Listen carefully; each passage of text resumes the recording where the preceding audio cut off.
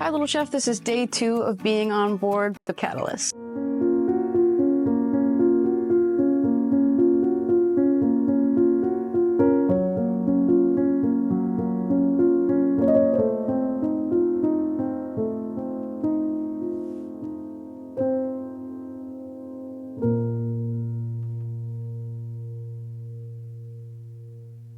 The morning time is just gorgeous. It's always a little rainy and foggy here, which is perfect for reading, and that's exactly how I wake up in the morning. So pull out a book and start reading with my coffee, and the chef sets up a little like oatmeal bar. I don't know what it is, but his oatmeal is far better than I have ever made.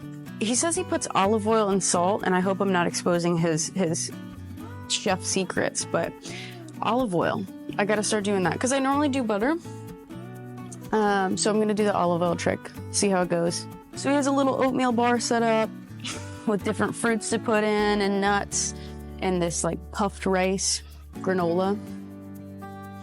I am not usually a breakfast person, but I'm telling you, there's something about having a warm bowl of oatmeal in the morning with the cold weather and the fogginess.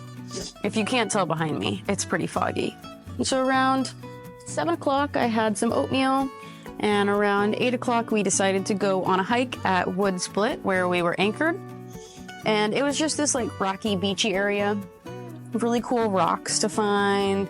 There's a lot of slate, a lot of this green slate, like this stuff right here.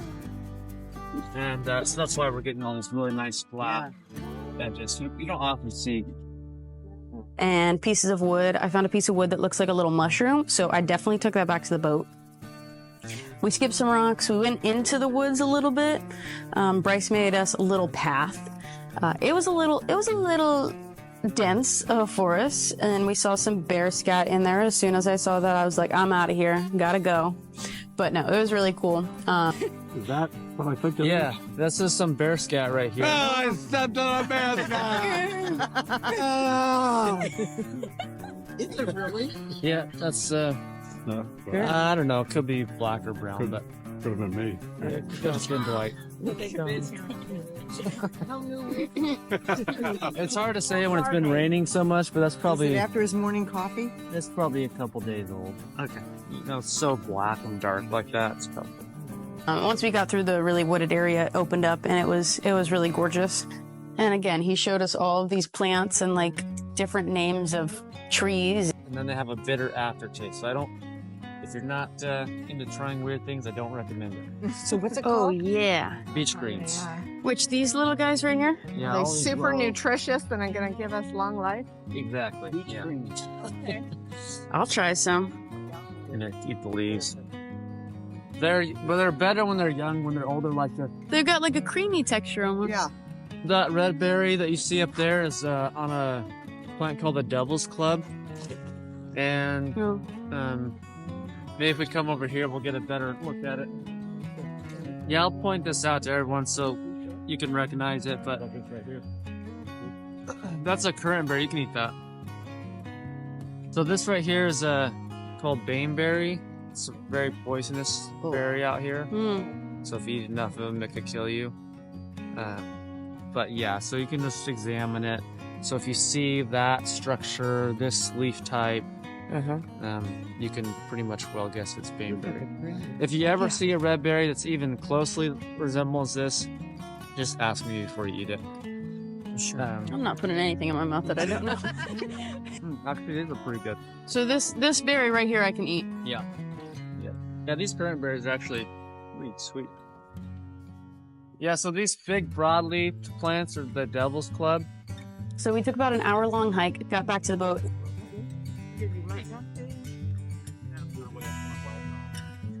And breakfast was ready for us. We had little croissant Criscos with bacon, turkey, Dijon mustard, and then he served it with like this jam that you could dip it in, and I put a little extra Dijon mustard on mine. So good. I love a good breakfast sandwich. Anything that I can like keep handheld and just like nibble on it, so down for it. Also with the croissant Criscos, Chef made a soft scrambled eggs with kale and then Farragut Bay garlic, which he was saying to me was this farm that they do these beautiful bulbs of garlic. I mean, he showed me one of the cloves and it's massive. And he said the taste was fairly mild. It's almost like shalloty.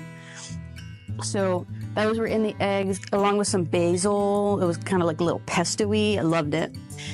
And also we had a little pineapple and apple salad. So that was breakfast and I was full. So once breakfast was over, pulled up anchor and we made our transit towards Ford's Terror. We're now on our way to Ford's Terror and we're passing some icebergs along the way. We went for a little nature hike this morning. Thankfully, no bears, but lots of cool rocks and pieces of like driftwood. We passed a glacier this morning. I mean, like it's surreal, honestly. It feels like I'm in a movie. This Florida girl is impressed. It was a little bit of a long trek, so we kind of hung around in the salon area, played some card games, got to know each other. So there are 8 guests on board. Really cool to just be like, get to know about people's lives and yeah, really cool, interesting people. So as we were coming into Ford's Terror, they call it Ford's Terror because this guy named Ford, his last name was Ford, he went in with his boat and when the tides are going in or out of that little canal area, the water's whipping. And we could even see it if we went on a hike and saw it from up above. There's literally a whirlpool right there. So he got stuck in this whirlpool and he was stuck in it for like a few hours and until the tides kind of settled. So that's why they call it Ford's Terror. And apparently it's like really hard to get in and out of. And so there was like no one there. No one was anchored there. And honestly, we haven't seen anyone really this trip. It's a surprise when we do see people or ships passing. So you have to like hit Ford's Terror at a certain time because the tide has to be perfect because there's a reef you have to go over and you got to make sure not to hit the reef. And the captain said that these waters out here in Alaska aren't really well charted. So it's kind of like based on experience. And so she has like charts pulled up from when she's gone in before and she'll use those same lines. I'm not a captain, so I don't know, but she'll stay on the same path she did before. So as you're going into Ford's Terror, there are just mountain cliffs to the left and right side of you. And since it was raining that day pretty heavily, there are waterfalls everywhere. Probably 200 waterfalls just out and about, flowing from the sides of these cliff face. It was just spectacular. So as we were trying to get anchored, we had some lunch. The lunch menu today is Alaskan halibut, coconut chowder yellow curry, Alaskan crab pimento, and pita chips. Nice. And every day we have a different Italian soda to drink. So he'll get crazy with the different flavors. Like there was a rose and saffron. We've had mango and orange. We've had something that we foraged. I forget, spruce tip. He put into the Italian soda, and they're just like a nice little soda that you can have at lunch. They're delicious, and he usually tries to pair it with what you're eating. So for lunch, we started off with a Alaskan crab pimento with little pita chips. That was a little appetizer before lunch. And then, since it was rainy and cold, we had Alaskan halibut in a coconut yellow curry. Just so comforting and perfect for a rainy and cold day.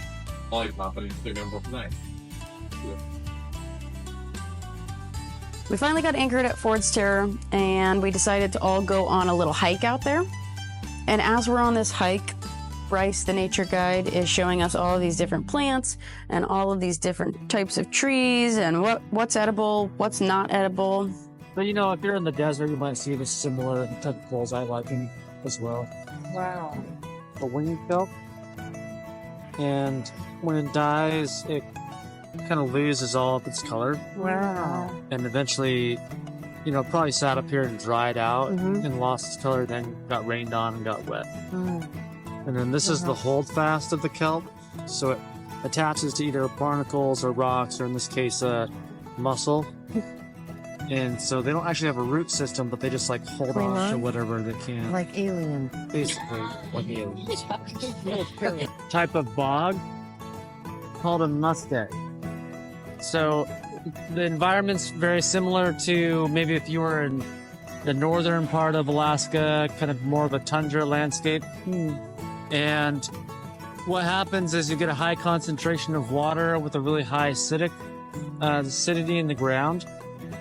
And that doesn't allow things to grow very well. So in certain areas in the Tongass National Forest, you'll get these patches called muskegs, and that's what's happening in that area. So the result is that a lot of the plants will start to dwarf and get smaller, and you'll also get a different variety of plants that can't grow in other places that have more trees and more shade. So these areas trap a lot of water, they're high acidity, a different variety of plants, and also dwarf a lot of plants. As well as dwarfing the trees. So the hemlocks and the spruces will dwarf and they'll change shape. And, they could be pretty old. They could be 100, 200 years old, but just be small.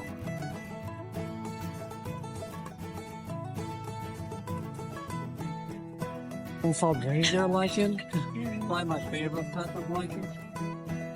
I liking it too. I'm liking it a lot. But it almost looks like little antlers. Yeah. It's the way they splay out. Yeah. It's a cladonia.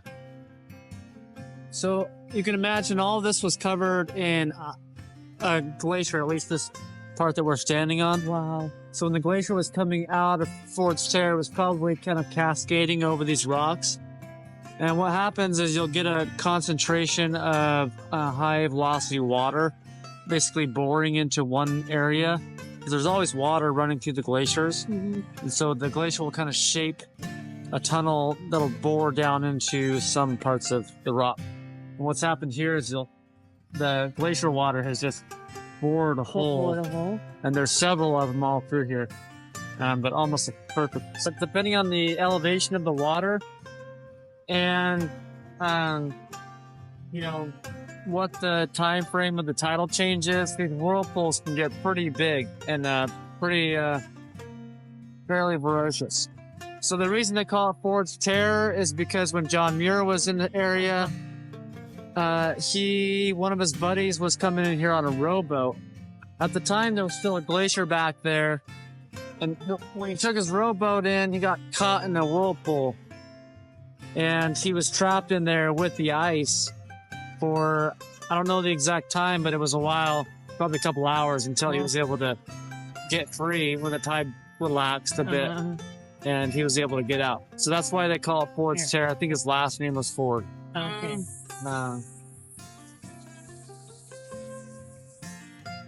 But we did have a mission when we were there. We wanted to bring stuff back to Chef Sepp. So we found some goose tongue, which is like this grass, kind of salty, little fishy. And so we brought a whole bunch of goose tongue back. And what's that? Oh, goose's tongue. What does it taste like? It's kind of like a salty. Jordan told you about it. Yeah. So wait, not that part, right? I eat the grass. Yeah. But you don't want to eat the tips of it. Later in the season, they hold toxicity in the tip. So I should take a deeper. No. Piece? You're like that much of the tip. The rest of it's good. What's it called? It's called goose's tongue. It's edible. It's kind of a tidal water plant that is toxic a little bit. So pinch that off, and then you can eat the rest. Yeah. You trust Rob. Yeah, sweet and salty and crunchy. Good. And we were also tasked with picking blueberries, and they just grow wild. So he showed us what the leaves look like of the blueberry tree, or the blueberry bush. And we picked the blueberries, filled up a nice size container, and we brought them back to the boat. I'll just kind of show you what they look like. So We don't eat the wrong thing. Classic blueberry leaf. This one looks like a blueberry bush, but it's not. And these are the blueberries. If a blueberry is extremely like deformed, don't eat it because there's probably been a worm in it, something. But if it's nice and round and looks like it has good structure, it's fine. Okay. Okay. There we go. Look at that. How is it? Nature's best. Very hard. Was yours tart or sweet? Very hard. Ugh. Oh, the berries. Definitely tart. Is it tart? Yeah, definitely tart. But good. While we were there, we were able to look down on the channel of Ford's Terror, and the tide was definitely going in because that water was whipping. We saw a whirlpool. It was definitely whitewater action going on. Probably number 4 whitewater. After the hike, we got picked up on the skiff, which is the little dinghy we have. Got back on the boat and had cocktail hour. What did I have? I think I had a Belgium golden ale, and the chef made peanut butter and nutritional yeast popcorn. It had this like salty sweet action going on. It was just perfect because then right after cocktail hour, we got in kayaks, which was very cold. I'm ill prepared. This Florida girl is ill prepared. I did not pack great rain gear. That's my bad. That's my bad. So we went in the kayaks down where the water was just ripping, but the tides kind of settled down, so it was okay and safe to kayak in there. Kayaked all the way down, and we have waterfalls, streaming from on the left and right everywhere. There was a harbor seal that came to greet us, which was the cutest thing ever. He kind of pops his head out and just kind of like looks around. Oh my gosh, you see him? A harbor seal. Oh, he's so cute. Oh my goodness. And that took like a good 2.5 hours. I mean, we were hungry when we got back.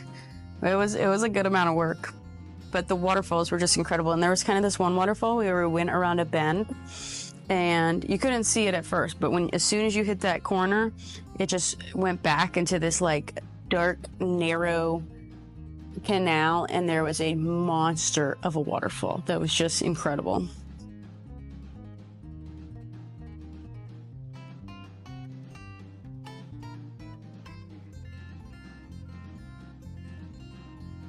We all got back on the boat. We changed into something warm. All took hot showers because it was a bit chilly out there in the kayaks. And then we all sat at the table for dinner. The white wine pairing came out, and it was paired with the appetizer. The appetizer was ahi poke with sushi rice and a cucumber with yuzu, soy, and a sesame dressing, which was incredible. Like I wanted more. That was so good. Okay, here we go. Tonight's menu for the first course is ahi poke bowl, Oh, nice. sushi rice, cucumber and yuzu, citrus, soy and sesame dressing. For the main dish, we had sablefish, which is also known as black cod, with spaghetti squash, green beans, and a miso mounted butter. And I don't know if you've ever had sablefish before, but this was like a life-changing experience. Once I've had sablefish, I don't think I can go back to any other whitefish. It was truly like having seafood flavored butter. It was flaky, it was rich, it was melt in your mouth, and the skin was just like so soft. Like it was crispy, you crisp it up with the torch, but it wasn't thick. Like the skin melted in your mouth as well. It was just incredible. And for dessert, remember how I said we had to forage for blueberries? That was our job. Well, those blueberries got put to use in the dessert. Main course, but the dessert, third course. Oh, that's amazing. You're right. That is the main course. Let's see. Right? It's what we've been waiting for. Will be matcha custard, ladyfinger, and Ford's Terror foraged blueberries. So the chef prepared matcha custard with ladyfingers and foraged Ford's Terror blueberries. And I was like, I don't know why, but I just felt like so proud that we picked those blueberries. And after dinner, it was probably 10 o'clock or so. Everyone was tired. Long day hiking and being in the cold and eating, lots of eating. So right after dinner, we all went to bed. And it was a beautiful day too. See you tomorrow.